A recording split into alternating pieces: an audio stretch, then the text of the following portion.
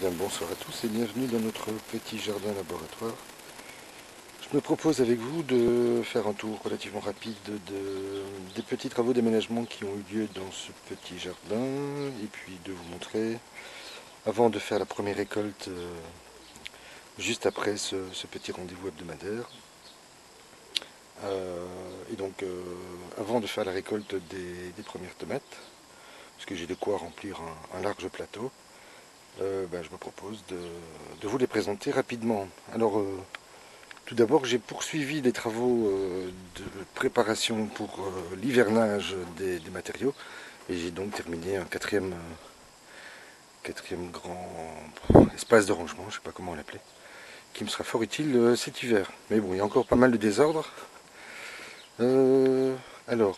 Rapidement, vous vous souvenez de cette planche ce bar à fraises transformé en bar à salade? Eh bien, malgré tous les petits détails et tous les petits défauts qu'elle a, finalement, vous voyez que ça se comporte relativement bien. J'ai même des reprises, parce que j'ai déposé du compost maison, j'ai des reprises de tomates, mais le persil se comporte relativement bien maintenant qu'il est à l'ombre, vous voyez. Et les salades également, mais je ne sais pas très bien encore si je vais la conserver parce qu'elle a tendance à s'affaisser. Et donc, avant de la reconstruire, je vais de toute façon laisser cette série de salades arriver à maturité. Bon, concernant cette planchie, il n'y a pas trop de choses à dire. Pour l'instant, tout se passe bien, de même que dans ces bacs que j'ai finalement découvert parce que j'ai les poivrons qui arrivent à hauteur des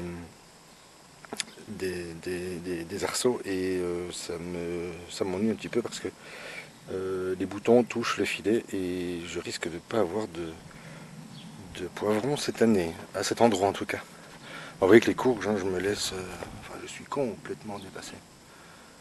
Alors je suis un géant d'un mètre 80, non un peu moins. Et oui, je suis à plus d'un mètre 40 pour la plupart d'entre eux, sans arrosage. Et vous voyez que, voilà, je ne sais pas comment vous le dire, je fais des récoltes tous les jours. J'ai 5-6 courgettes tous les jours. Et donc, voilà, nous verrons ce que ça va donner. Alors, j'ai cette planche que je n'arrose toujours pas, qui est un peu en souffrance. Hein, on le voit avec le persil. J'ai des attaques de limaces parce que nous avons eu 2 jours de pluie en début de semaine et elles sont remontées. Évidemment, peut-être comme chez vous, regardez la quantité de fourmis volantes que nous avons cette année, de mouchettes. C'est assez impressionnant. Les tout petits poireaux que j'ai repiqués, oui, finalement, allez, je vais la découvrir pour essayer de vous la montrer. Et que finalement, ça se passe bien, c'est jouable. Alors pour l'instant, toujours sans arrosage. Alors je verrai un petit peu, en fonction des extrémités des poireaux, voir si je devrais arroser ou pas. Il est probable qu'avec les 3 jours de canicule, enfin de très haute température qu'on nous annonce, je vais peut-être devoir leur remettre un petit peu d'eau.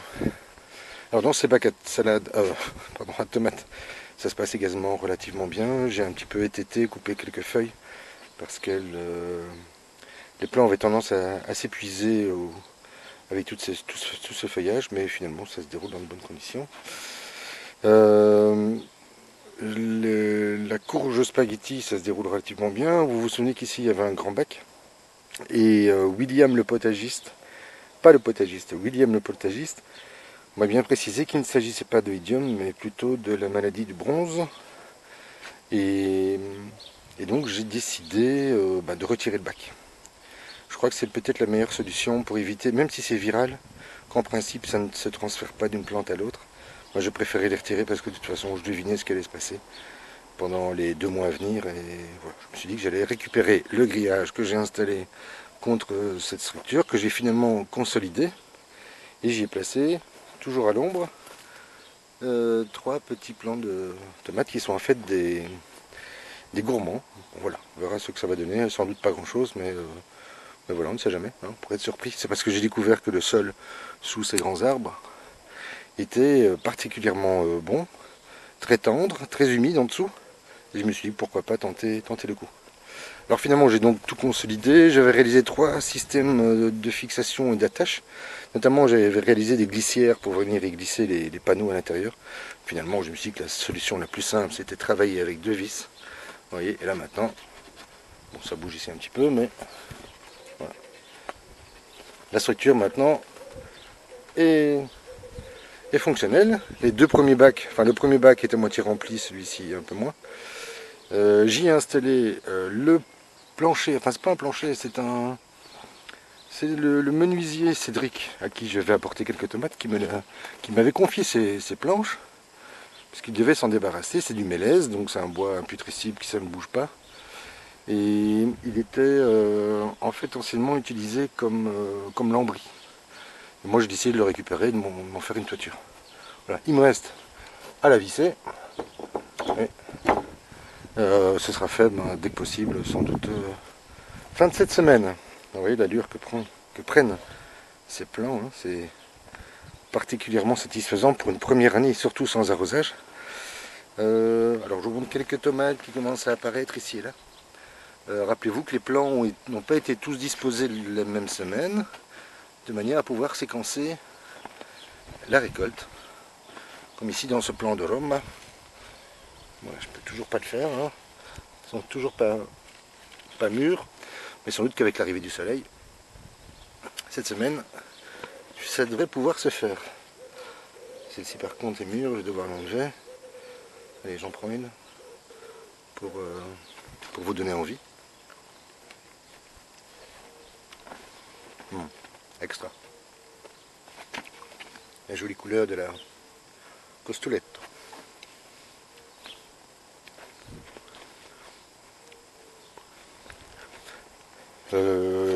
Qu'est-ce que je peux encore vous dire?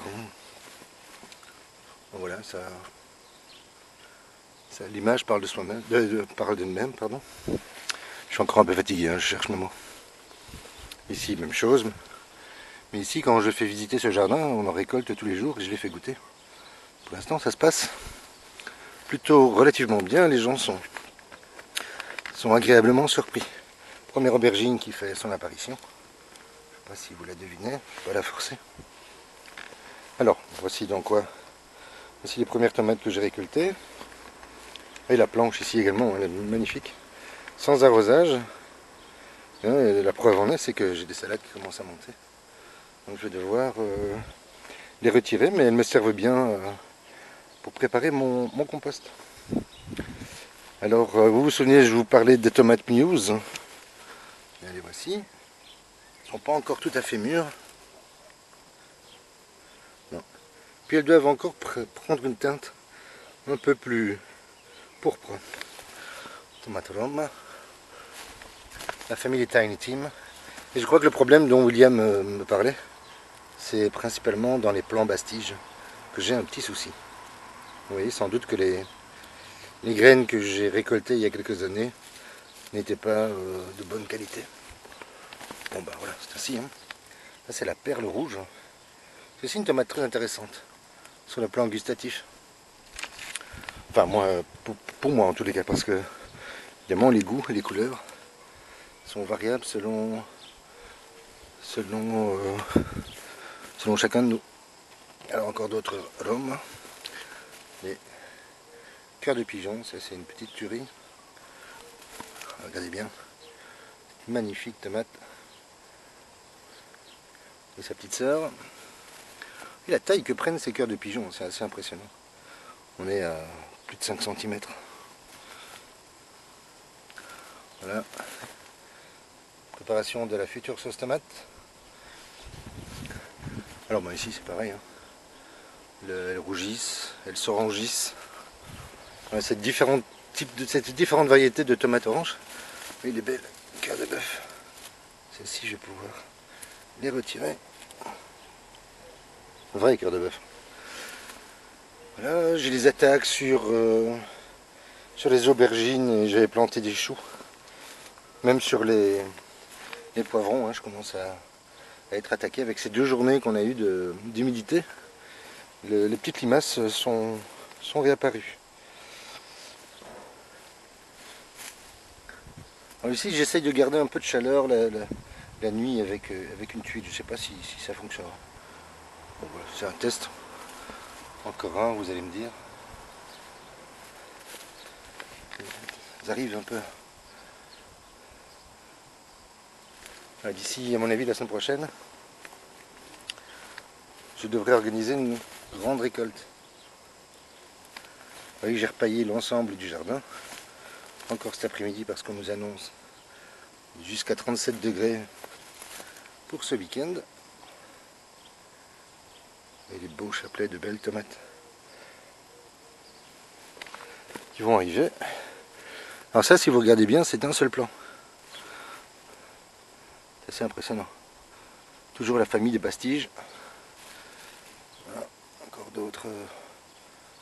Voilà, je ne vais peut-être pas faire tout le tour avec vous. J'ai dû improviser encore une nouvelle structure pyramidale pour me protéger. Et alors surtout, pour me protéger des fortes températures, j'ai installé ce plessis, ainsi qu'un deuxième là-bas, et également un grand voile triangulaire qui me permet de sauver en partie mes salades et surtout le persil qui a repris vie en étant à l'ombre pratiquement la moitié de l'après-midi, en tous les cas au moment où il fait le plus chaud dans ce petit jardin. Et donc vous vous souvenez que j'étais très déçu de la planche, pourtant j'avais insisté énormément sur la fabrication de ce sol, et au final, eh bien, il suffisait d'y penser un peu plus tôt. J'aurais dû d'ailleurs l'installer beaucoup plus vite, ce triangle, ce voile triangulaire, qui me permet maintenant de protéger ces 6 bacs, mais également ces 3 autres. Oui, où les salades se portent à merveille, de même que les aubergines.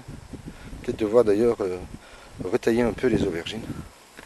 Ah voilà, vous verrez. Je vous montre encore quelques tomates. Et alors j'ai aussi installé une structure sur le dessus pour tenter de faire courir ces petites tomates pour qu'elles aillent rejoindre les costoulettes, pour lesquelles également j'ai dû rajouter un petit mât avec du bambou qui me restait pour tenter bien de supporter le poids de ces lourdes charges que sont les pieds de costoulettes. Voilà, je vais vous laisser ici. Je vous souhaite une excellente soirée et puis je vous dis à très vite.